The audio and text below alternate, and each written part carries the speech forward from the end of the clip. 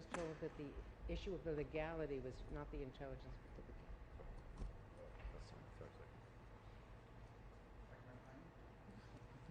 Where do I stand here? Yeah. Yes. All right, let's go. Mr. What the hell is that? Are you a court reporter? Is he a court reporter? What's wrong with this? All right, what's up? Mr. Secretary, is it your assessment that Russia does not really want peace? Well, we can only go by what we see. I mean, I think they've stated clearly what they want is they want the rest of Donetsk, and obviously the Ukrainians aren't going to agree to that. So what we see now is they continue long-range strikes into Ukraine, obviously to degrade their electrical grid and try to demoralize the country or what have you. And they've made some gains in Donetsk, and they're losing 7,000 soldiers a week, 7,000 dead soldiers a week from Russia's side. So as of now, I mean, that's the assessment we have to make. They've made a demand that Ukraine can't agree to, and so we're sort of where we are at this point. You didn't have any deliverables to bring from Washington on the Ukraine issue, is that correct, or did you? Well, I mean, the president's done the sanctions, which was what they asked him to do, so that happened very recently. But as far as deliverables, we continue to do what we've been doing, plus we know the new sanctions. Mr. Secretary, I was told by the European representative on foreign policy, Callas, that it was discussed, the Venezuela military operations were discussed. Not with me. No one raised it. I mean, no one in the meeting raised it. It was raised in meetings.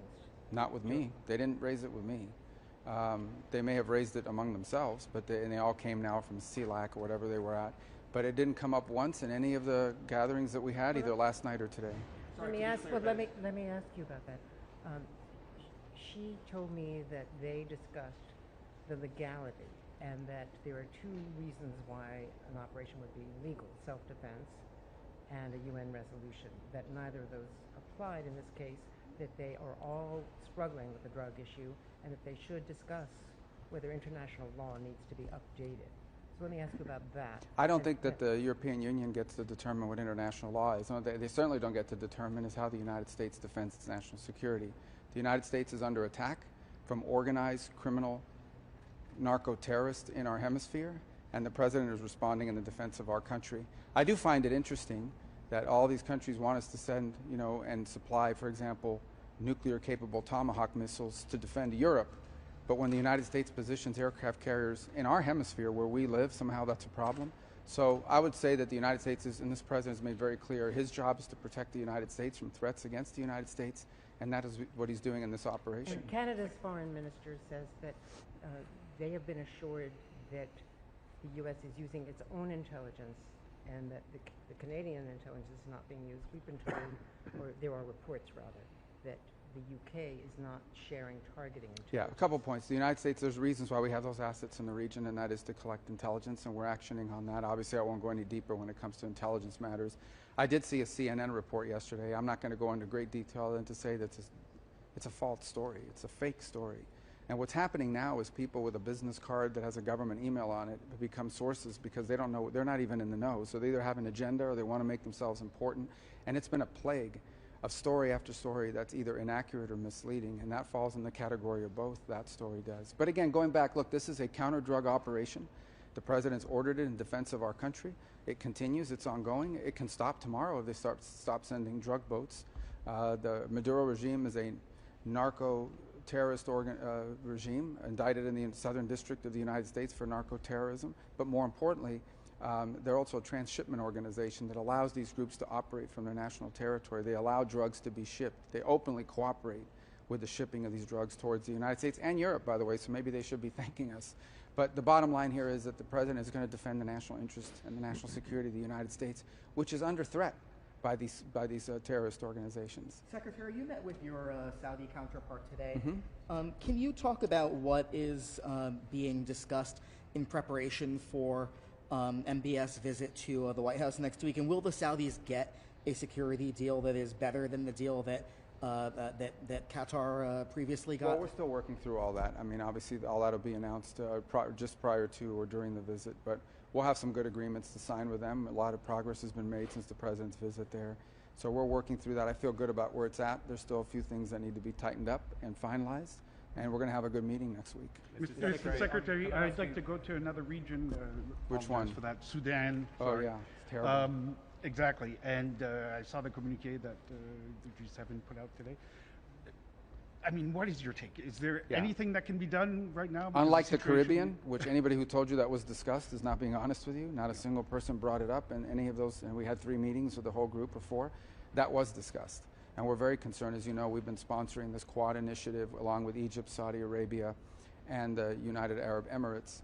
And I think the fundamental problem we have is that the RSF agrees to things and then never follows through with it. So now what you have is a calamity on your hands. And so I had meetings on this yesterday. We've discussed it multiple times with multiple countries today. And I think something needs to be done to cut off the weapons and the support that the RSF is getting as they continue with their advances.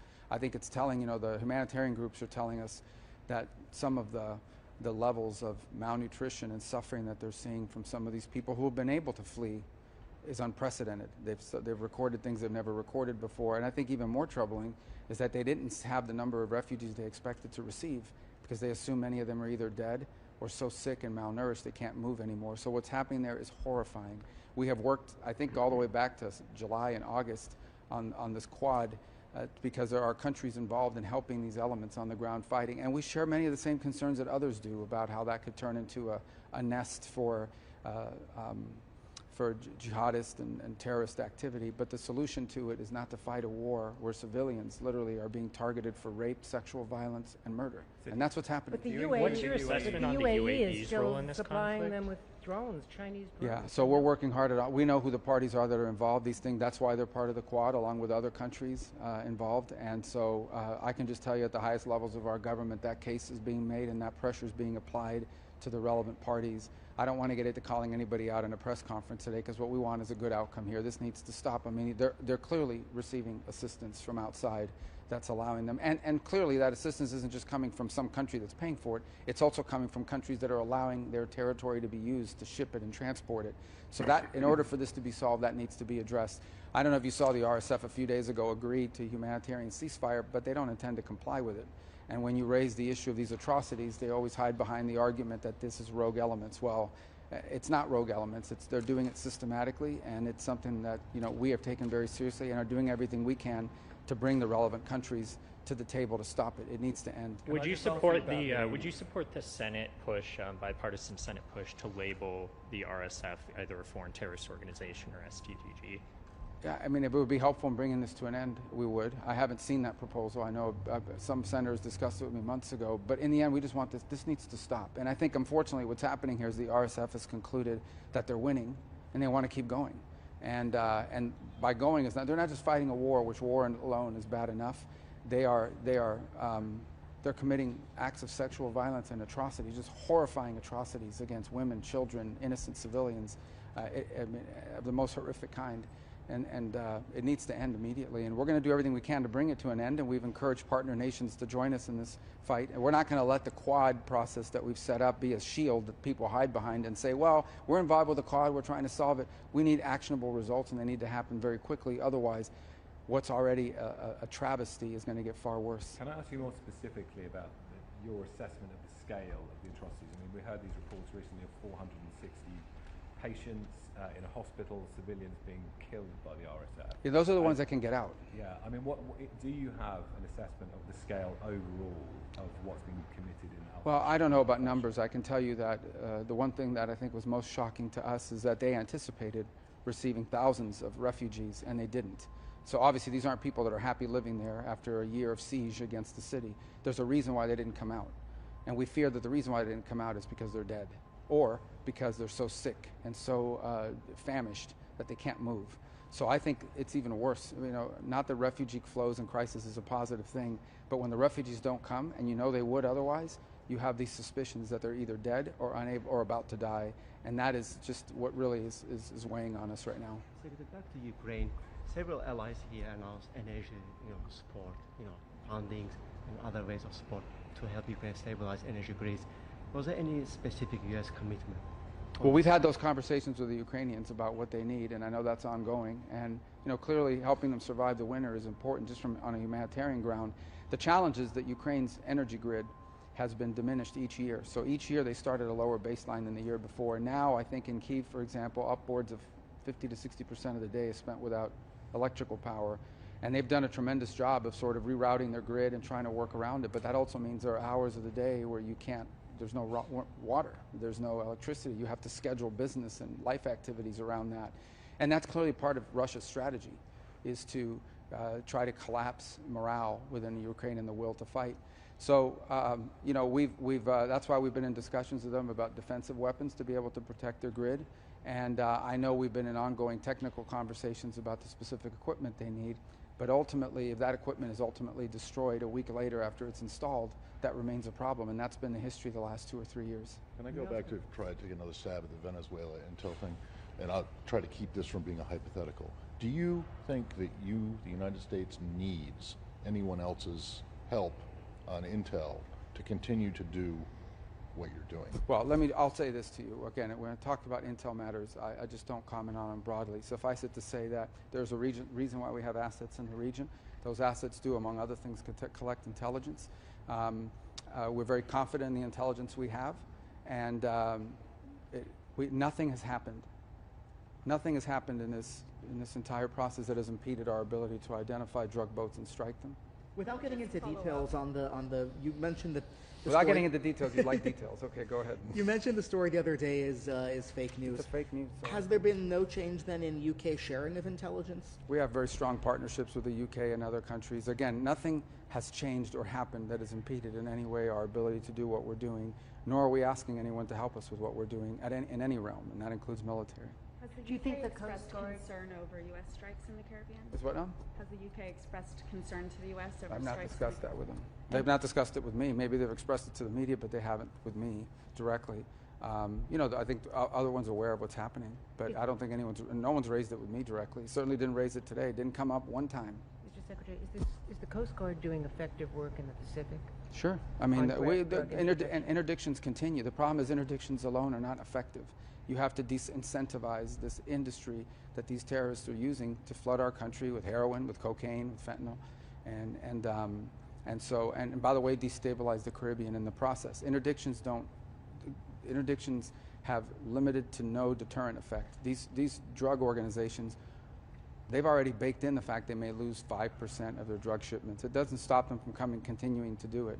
What you have seen is an impact on drug boats. You have seen much less of them. You're starting to see it. It's in both the Pacific and in the Caribbean basin, especially in the Caribbean. Any response to Venezuela's government saying that it's doing a massive military mobilization in response to what they call a threat from the United States? Yeah, they don't have a government. There's an illegitimate regime that's basically a narco-trafficking organization that's empowered itself. By the way, many of the countries represented here at the G7 don't recognize the Maduro regime as a legitimate government. So I don't generally respond to what they're saying. Suffice it to say that you know, the problem we have is that the senior leader of that regime, of that illegitimate regime, is also indicted in the United States in the Southern District of New York on drug charges. And unfortunately, the Biden administration, you know, both of his nephews were convicted of drug trafficking in the United States, and they were sitting in jail serving their federal sentences when the Biden administration pardoned them and released them, along with Maduro's bagman, Alex Saab, who was also in U.S. custody awaiting trial, released them as well on a promise that he would hold free and fair elections. So the Biden administration got snookered.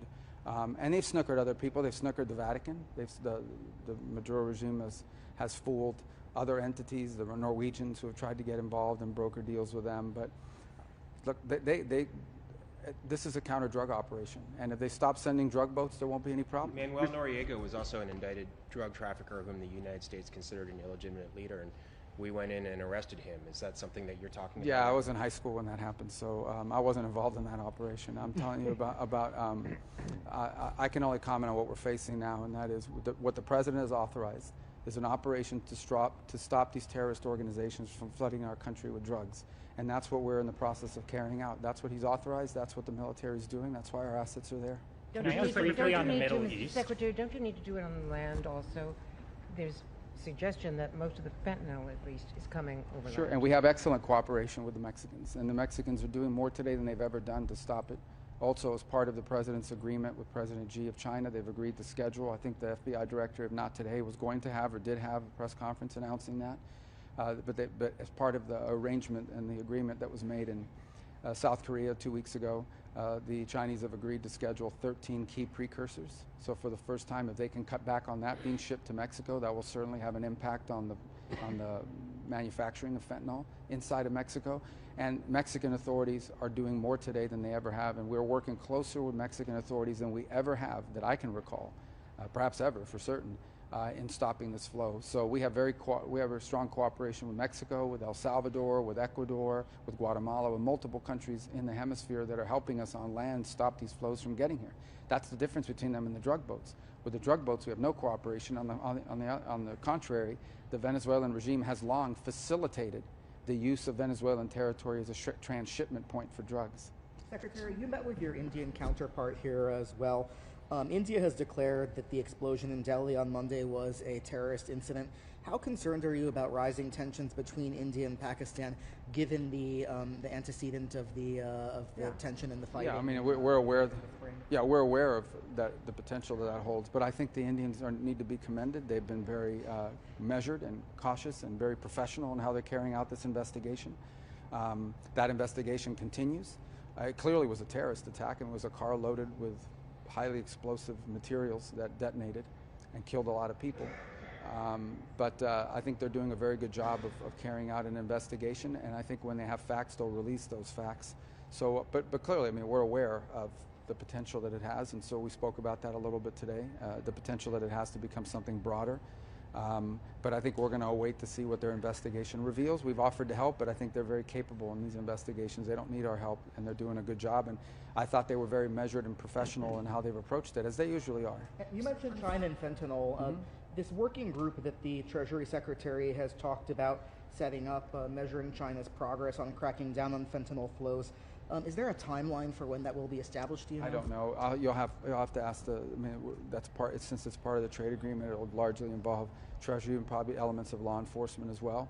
But you know, the FBI director traveled to China a few days ago. Had very positive meetings, and from everything we've seen and heard so far, it appears that Chinese have a real interest in scheduling these substances.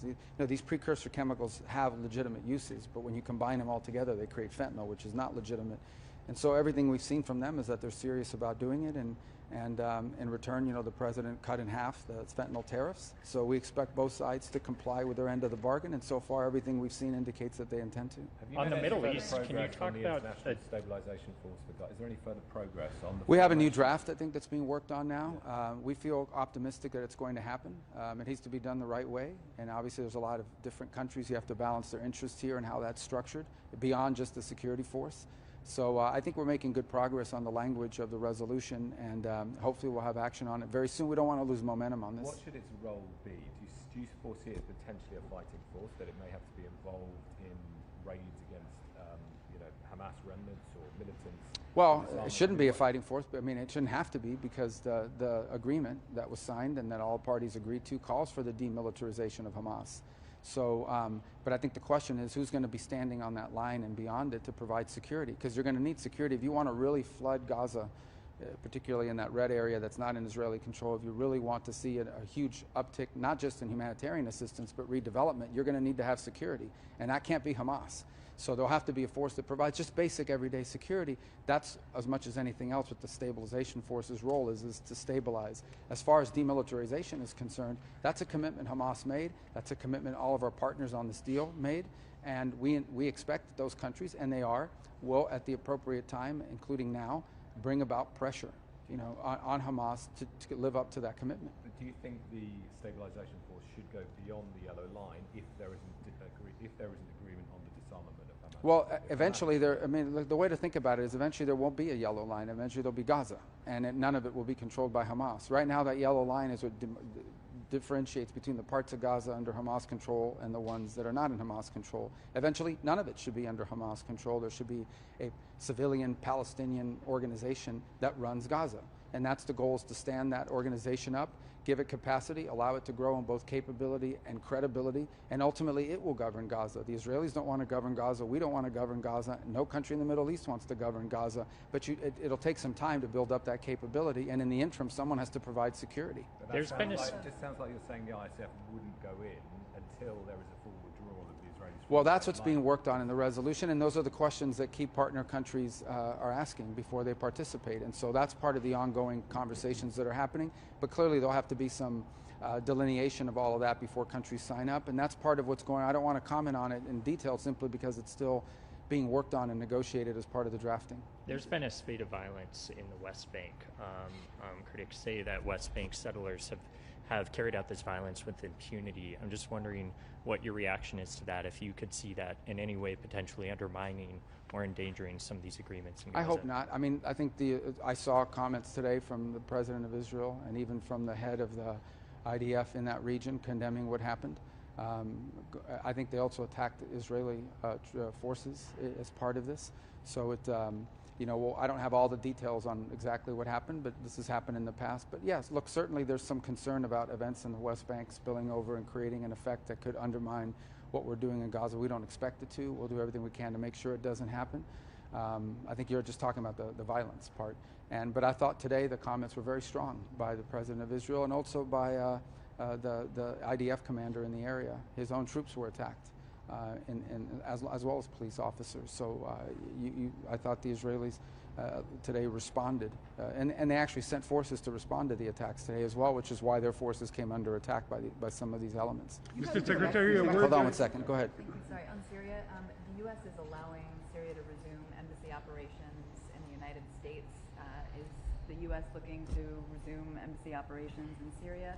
Are you working towards? Well, it's a little safer in Washington than it is in Damascus right now, so I think that that's part of it. Look, we want to give these guys every chance to succeed. They told us what they want to do is create a national Syrian government in which every element of Syrian society is represented and feels safe. They don't want Syria to ever again be a base of operations for Iran, for ISIS, or for any of these groups. They want it to be a country, not a launching pad for attacks against their neighbors. And so we want to give them every chance to succeed in that regard. The alternative is that if it doesn't work, if this doesn't happen and it collapses, then the alternative is going to be that Syria will fall into civil war and it'll become a playground for virtually every dangerous element in the Middle East, and including a return of Iran, and it'll even strengthen Hezbollah. So we don't want to see that happen. So this is the best option on the table to prevent that from happening. So we want to give these guys every chance to succeed. We hope that they do. No one can guarantee that it will, that what the task they're taking on is very difficult. That includes, there are parts, some of the elements that helped the current government come to power and drive Assad out are foreign fighters.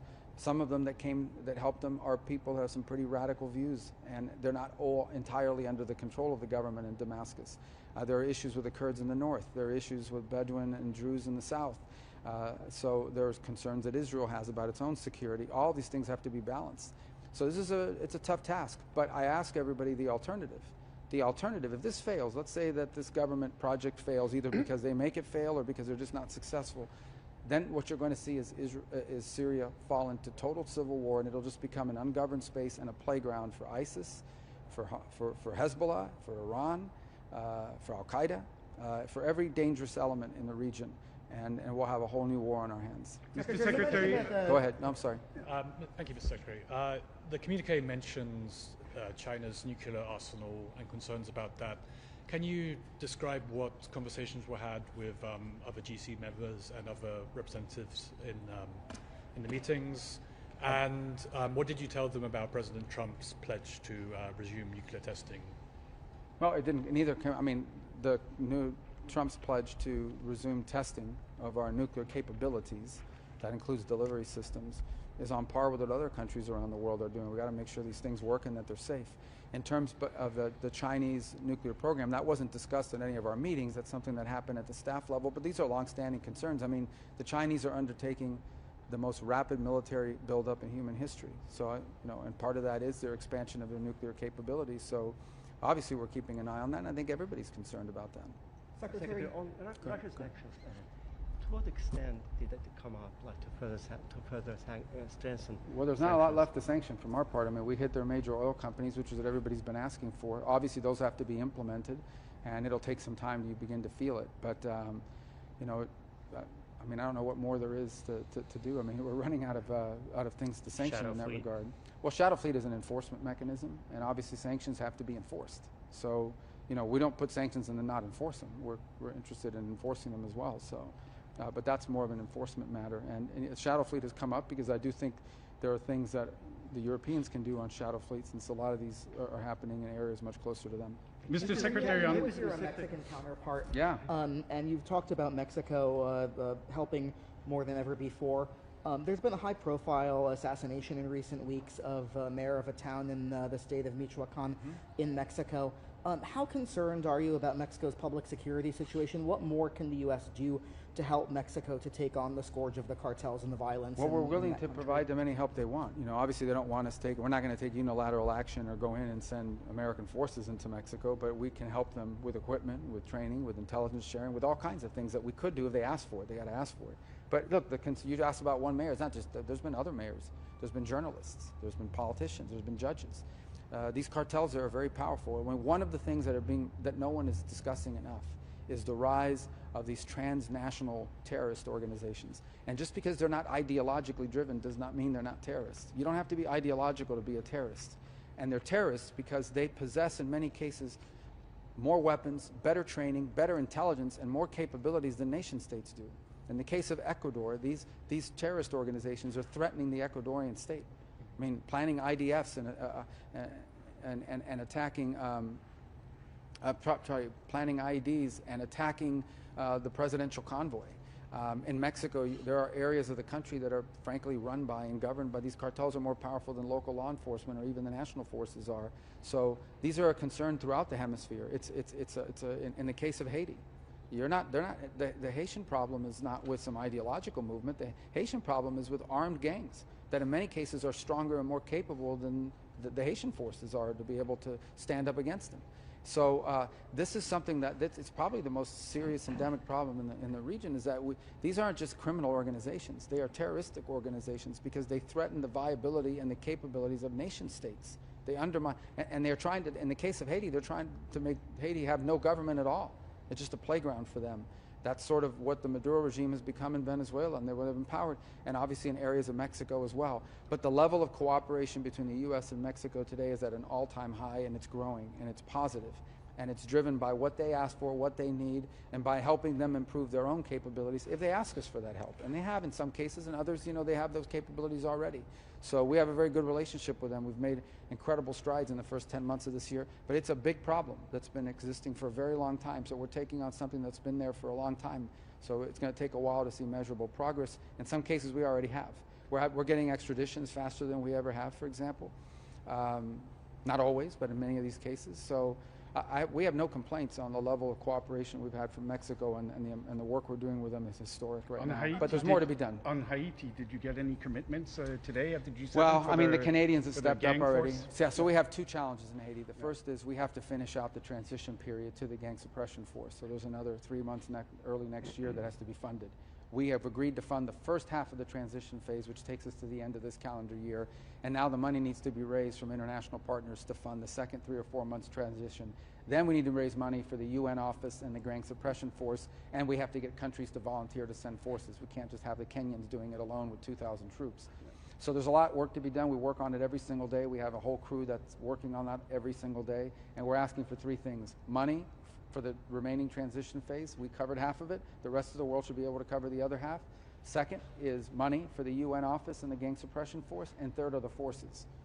Countries make a commitment to bring forces to bear so that they can rise to 5,000 as opposed to 2,000.